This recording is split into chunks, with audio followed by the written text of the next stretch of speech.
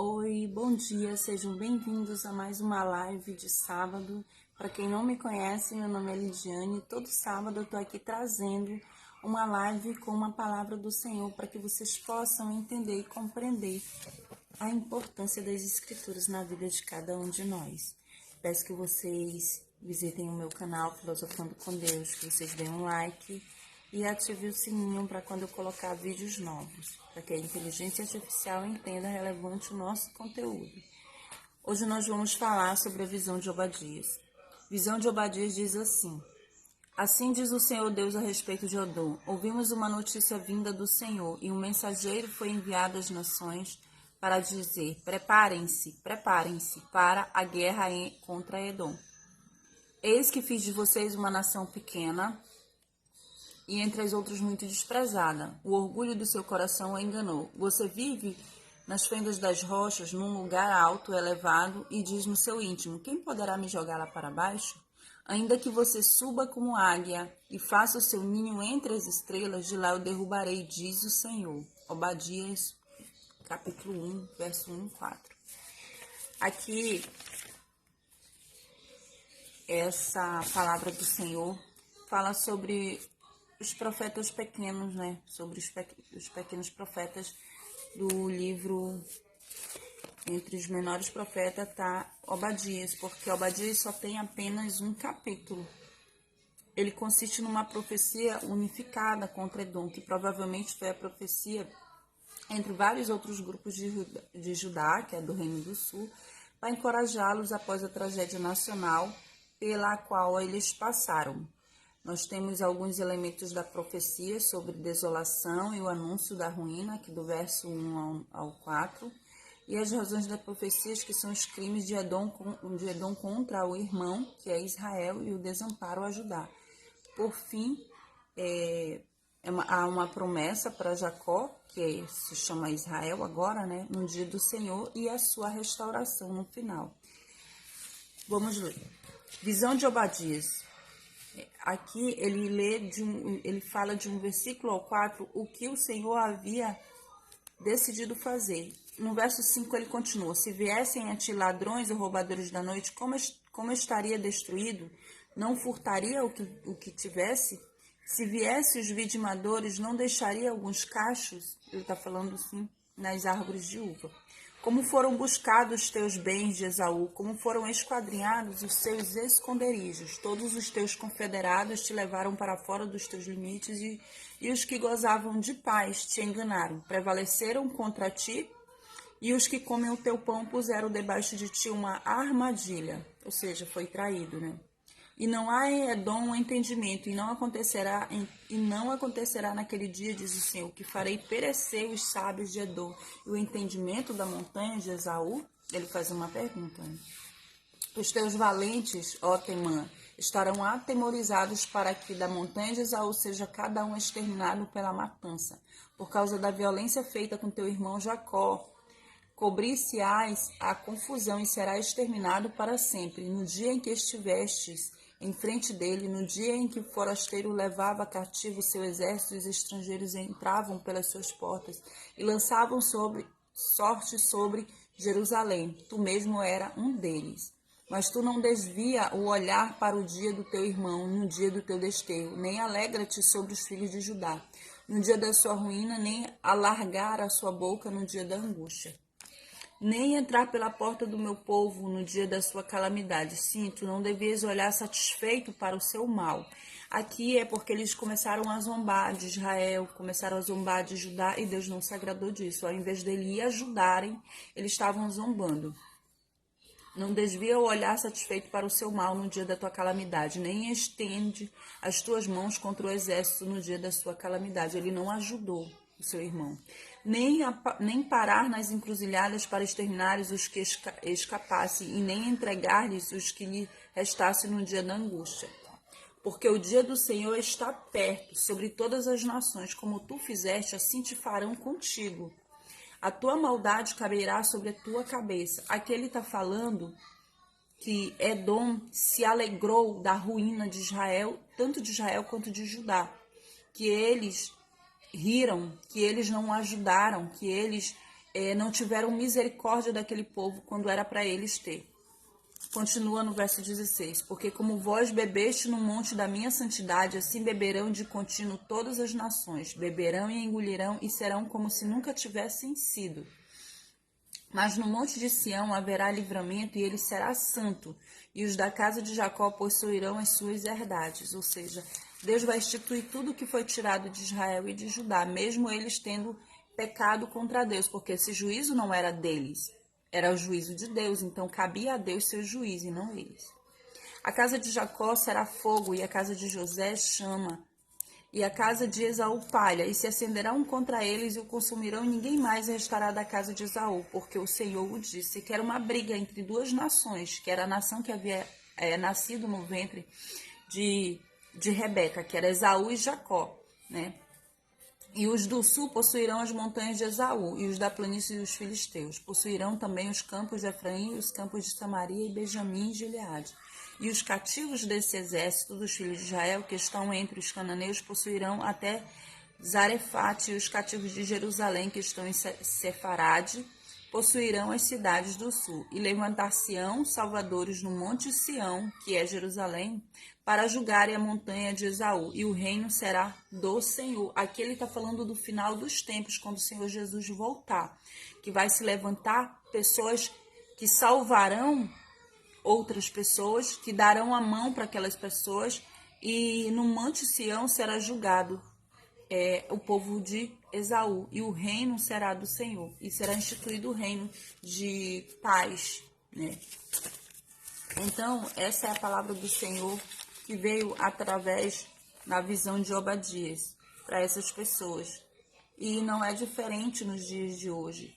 Nós precisamos revisar como nós temos nos comportado no dia de hoje perante o Senhor, como nós temos absorvido as suas mensagens realmente, e não ficar somente na mente, mas sim nas nossas práticas, dos nossos dia a dia, das nossas atitudes, como resolver resolução de problemas, como vamos estar enfrentando o dia a dia as dificuldades de acordo com a vontade de Deus.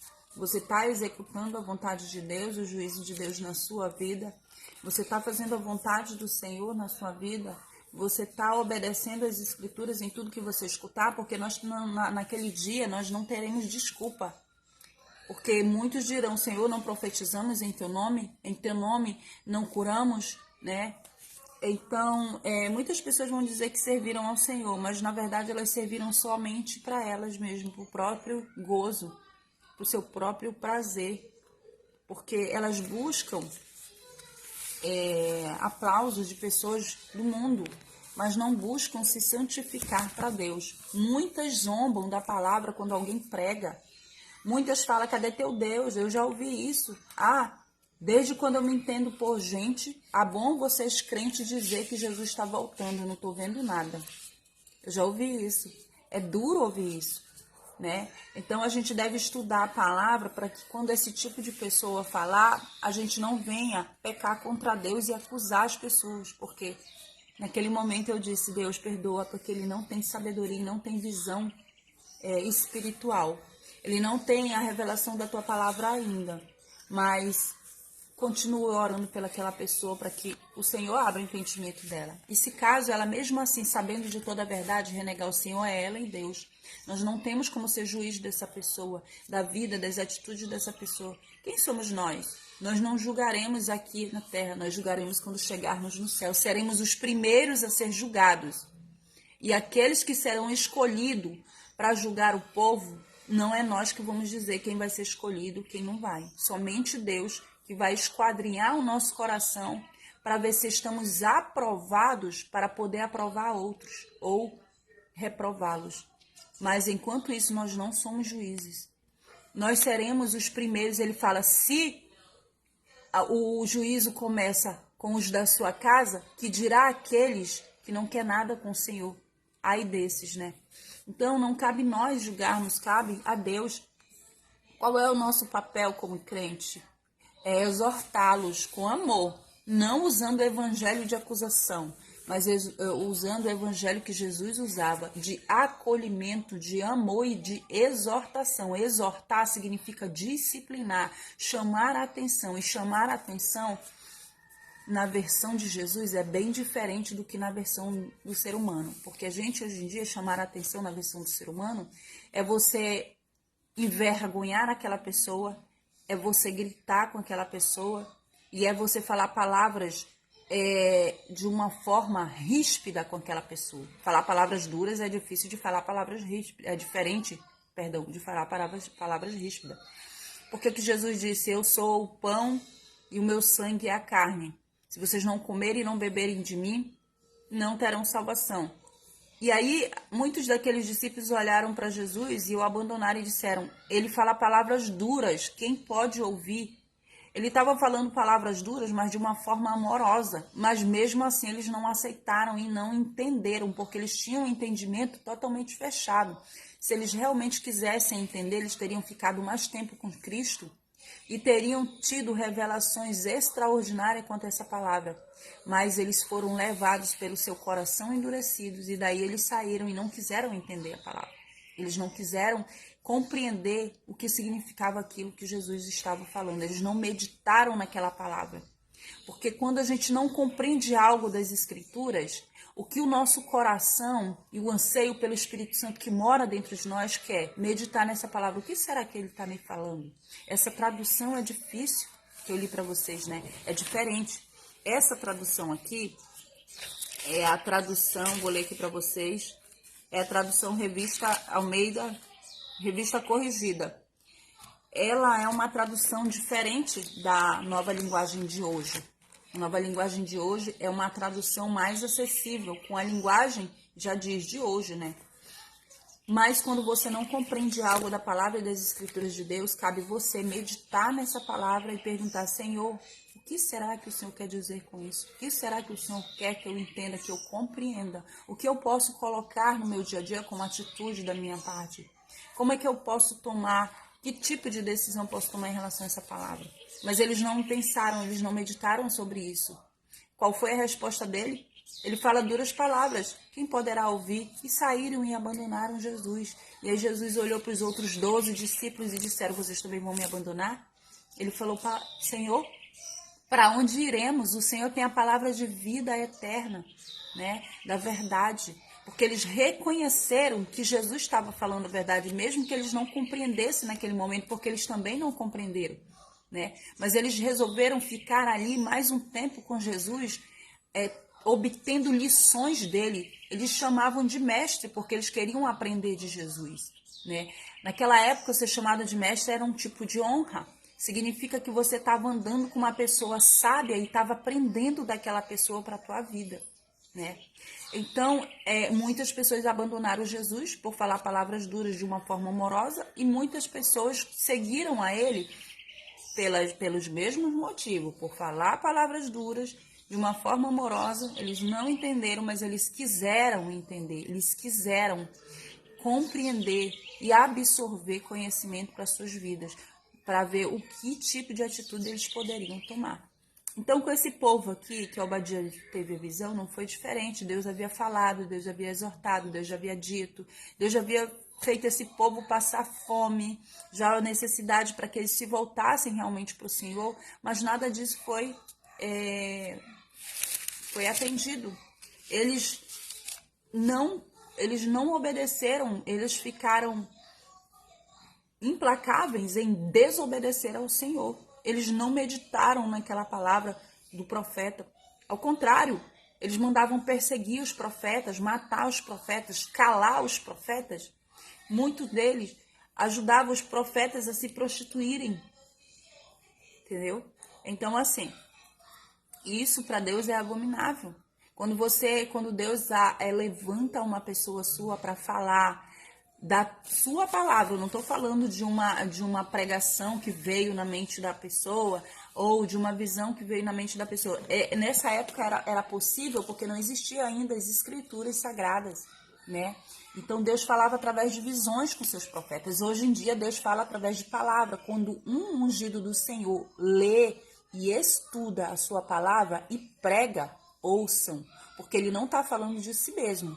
Você vai, se você tiver um estreitamento, um relacionamento íntimo com Deus, você vai entender que aquela palavra é da vontade do Senhor, porque aquele ali não tá. Olha, pra gente não é fácil falar da palavra de Deus, por quê? Porque a gente recebe muitas pedras, mas a palavra do Senhor fala que isso é uma honra para cada um de nós. Porque ser apedrejado pelo nome de Cristo é uma honra morrer pelo nome de Cristo. Paulo disse isso, né? Então, para a gente é um esforço grande, porque nem sempre a gente quer falar, mas o Espírito Santo nos incomoda e nós temos que fazer a vontade dele. Nós devemos fazer a vontade dele. Porque muitos espíritos de demônio têm se levantado nos homens para falar da palavra de Deus como se fosse negócios, mas muitos também têm se levantado para falar da palavra de Deus e a gente sabe que é genuína e é verdadeira. Quando você busca o Senhor, quando você busca sabedoria nele, você sabe o que vem da palavra e o que não vem, o que é preceito de homens e o que é preceito de Deus. Você conhece a mente de Deus lendo isso aqui. Você lendo, não o outro passando para você, porque você ouvindo do outro, você terá um entendimento diferente daquele que você lê. Porque quando eu leio a palavra e estudo aqui para falar para vocês, muita coisa é ministrada no meu coração, mas somente 70% dela eu passo para você. Porque eu quero esconder algo de vocês? Não, simplesmente porque a maioria das coisas que me é ministrado a mim é íntima para tratar o meu caráter, para que ele seja mais santificado para Deus. E o que eu passo para vocês é aquilo que Deus permite que a minha mente guarde e passe para vocês. Porque passar a palavra do Senhor não é fácil, não é de qualquer forma, não é de qualquer jeito. Nós precisamos mergulhar nessa palavra, nós precisamos deixar ser usado pela palavra de Deus e ser guiado e direcionado por ela, para que nós possamos ter uma ministração espiritual do próprio Deus, para que nós possamos absorver conhecimento para as nossas próprias vidas e passá-los adiante. E é isso que a gente faz. Aquilo que Deus derrama em cada um leitor da sua palavra, ou cada um que vive da sua palavra, é totalmente diferente daquele que apenas pega um pouco de pregação ali, um pouco de pregação acolá. Você vai ter uma visão da bondade de Deus, vai ter uma visão da verdade, mas você não vai ver o contexto completo, porque você próprio não mergulhou na palavra, você próprio não leu, você próprio não vivenciou da palavra, porque quando a gente lê os livros da palavra do Senhor, vem imagens na nossa cabeça. Sabe quando tu lê um livro, um texto, você consegue imaginar imagens? Então, a nossa mente, ela é uma mente criativa. Quando você vai lendo, você vai tendo noção do que aquele cenário quer dizer. Então, é criado toda uma imagem dentro da sua mente e uma ideia do que o escritor quer passar para você. E esse escritor não foi o homem que escreveu. Esse escritor que eu estou falando de Deus. O escritor espiritual que inspirou homens comuns a escreverem a palavra dele para que pudesse ser passado até nós, até os dias de hoje. A palavra do Senhor fala que a palavra ela é viva e eficaz, mais cortante que a espada de dois gumes. Pronta para discernir alma, né? Divide ossos e medulas. Então, a palavra do Senhor, ela entra no nosso íntimo, do nosso ser. Ela nos ensina a nos conhecer a si próprio e ela nos ensina a ter uma visão de quem somos nós, como está o nosso caráter e como nós devemos melhorar esse caráter. Então, Obadias recebeu essa visão e ele foi falar a esse povo, para exortar esse povo, porque era aquilo que Deus queria. A palavra do Senhor não é diferente hoje. Aqui existe um tipo de exortação. Cabe você buscar e beber dessa fonte ou não. Ou cabe você se distanciar e virar as costas. E aí vem o juízo do Senhor. Como veio para esse povo, virá para cada um de nós. Aqui ele não está falando somente daquela época, mas ele está falando da época de hoje. Lá em Amós, capítulo 8, Perdão, gente. Capítulo 8, versículo 10. Ele fala: e tornarei as vossas festas em luto e todos os vossos cânticos em lamentações. E aparecerá saco sobre todos os lombos e calvo sobre toda a cabeça. E farei que isso seja como o luto de filho único e o seu fim como o dia de amarguras. Por que ele está falando isso? Porque ele disse que aquelas pessoas se voltaram contra ele. Ele deu muitas sabedoria, ele deu riquezas para esse povo. Esse povo foi frutífero. E esse povo não sentou para agradecer a Deus. Ao contrário, foram levantar colunas de Baal, foram adorar a deuses estranhos, foram queimar e matar os seus filhos em menção a deuses pagãos.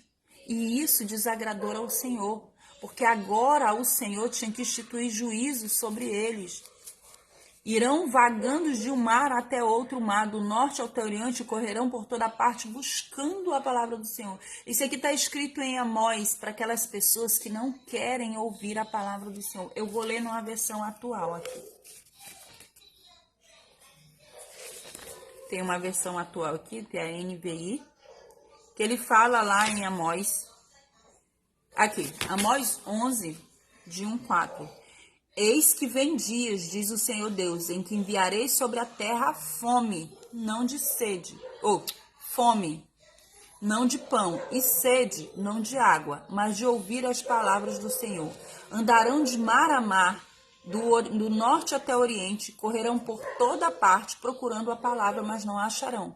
Naquele dia as moças fortes e bonitas e jovens desmaiarão de sede, e aos que agora juram pelo ídolo de Samaria e dizem, tão certo como vive o seu Deus Udã, e tão certo como vive o culto de Beceba, estes mesmos cairão e nunca mais se levantarão. Amós 8, 11, 14. Por que ele está falando isso? Porque as pessoas adoram imagens pagãs, as pessoas adoram deuses pagãs.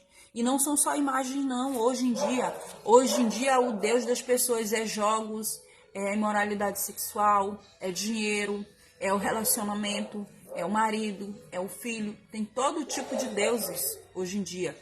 Se você ama mais uma coisa do que ama a Deus, essa coisa está se tornando o seu Deus. Se você ama mais o seu dinheiro ou o seu trabalho do que você ama a Deus, e você deixa por último para fazer as coisas de Deus, então isso que está tomando todo o seu tempo é o seu Deus e não o nosso Deus verdadeiro. Então é isso que Deus está dizendo.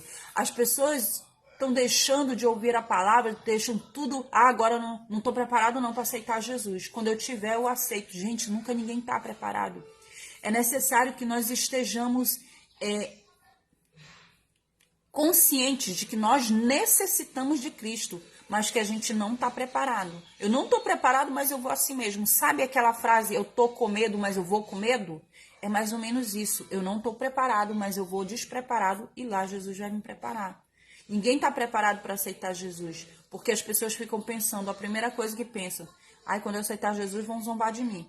Quando eu aceitar Jesus, eu não vou mais para balada. Quando eu aceitar Jesus, eu vou deixar de viver, porque crente é chato, crente é uma pessoa que não se diverte, crente não bebe, crente não fuma, crente não namora. Gente, crente faz coisas melhores do que essa, mas para edificar o corpo, para que esse corpo seja edificado quando o Senhor Jesus vier buscar, esteja santificado. Crente realmente não fuma, crente realmente não bebe, mas aí não está a alegria, porque se tivesse alegria, no dia seguinte vocês não estariam de ressaca, dizendo que nunca mais beberia. Então é uma alegria fútil, é uma alegria volátil que vai, que se foi.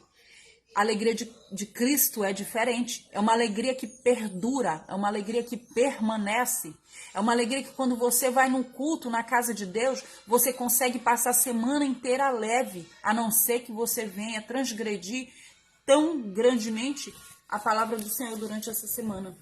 Mas quando a gente vai na casa do Senhor, a gente volta com um coração leve, com a alma leve, com a sensação de um objetivo foi cumprido, foi atingido.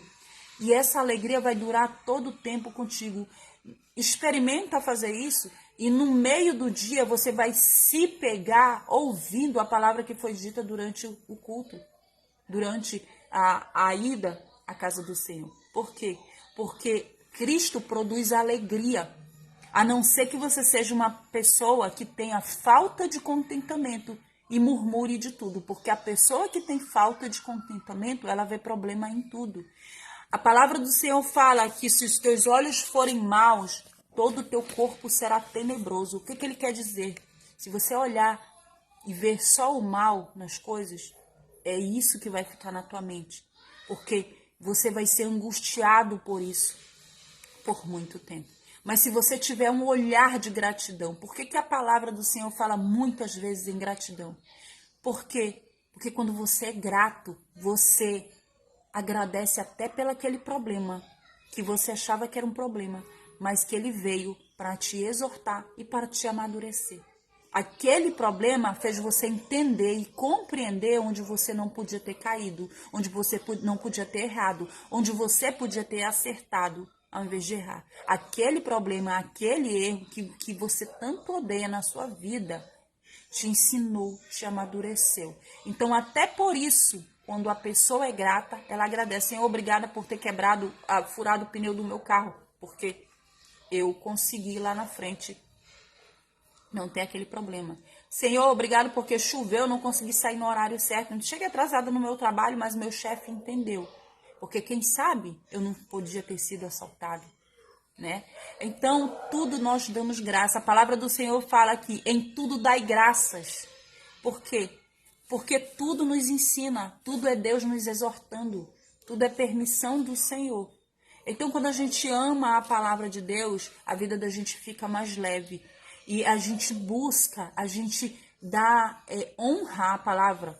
E honra aqueles que falam. Porque ele fala que vai ter dias que vocês terão fome e não vai ser de pão. Vocês terão sede e não vai ser de água. Vai ser de ouvir a palavra do Senhor. Vocês correrão de mar a mar, do oriente ao ocidente, do oriente ao norte ou ao sul. E vocês não acharão a palavra do Senhor, porque ela se cessará.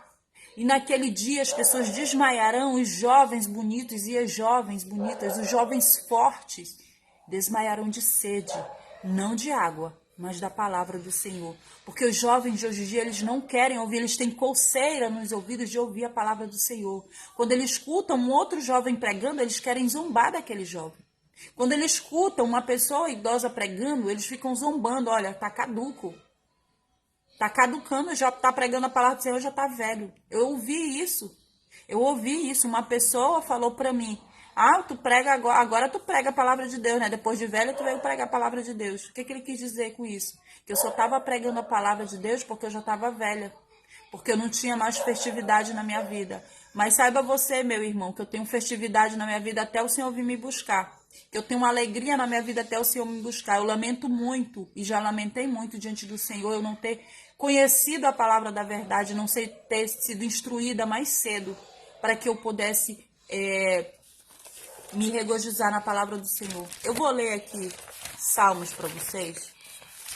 Ele fala bem assim, ó. Salmo 119, vamos para lá.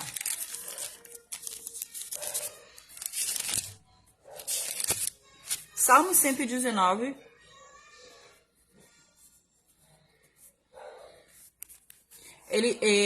Versículo 10, ele fala assim, de todo o meu coração te busquei, não me deixes desviar dos teus mandamentos. Ele está falando aqui que ele não quer ser desviado dos mandamentos do Senhor, mas ele continua no verso 11 dizendo, escondi a tua palavra no meu coração para eu não pecar contra ti. Bendito és tu, ó Senhor, ensina-me os teus estatutos, com meus lábios declarei todo o juízo da tua boca. O que ele está falando aqui? Que ele guardou a palavra no coração para não pecar contra ti. Então, ele está dizendo que ele se regozija, que ele se alegra na palavra de Deus, que ele está sabendo que é o melhor para ele, que ele é feliz assim. Porque ele sabe que o Senhor, ele repreende através da palavra aqueles a quem ele tem por filhos. E ele fala na palavra dele que aquele que ele não repreende, ele não é filho dele. Legítimo, mas ilegítimo, ou seja, não se tornou filho dele. Então, essa é a palavra do Senhor. E ele fala que muitos terão vontade, terão sede de ouvir a palavra do Senhor e eles não acharão a palavra. Então, que vocês possam ouvir a palavra do Senhor com atenção, que vocês possam parar de zombar das pessoas que pregam a palavra do Senhor e não preste atenção para as pessoas em si, como ela está vestida, como está o cabelo dela, como está o olho dela, como está a maquiagem dela, se ela está com maquiagem, se ela não está. Porque o importante não é isso. Não é isso que deve ficar na sua mente. O que deve ficar na sua mente é a palavra que está sendo pregada naquele momento, porque a palavra não é daquele que o prega, mas a palavra é de Deus, que capacitou aquela pessoa para que ela pregasse. Então, que vocês possam ler. E nunca esqueçam que lá em Amós capítulo 8 está escrito isso. Eis que vem dias do Senhor, que enviarei sobre a terra fome, não de pão e sede, não de água, mas de ouvir a palavra do Senhor. Fiquem com Deus. Até a próxima, se assim Deus permitir.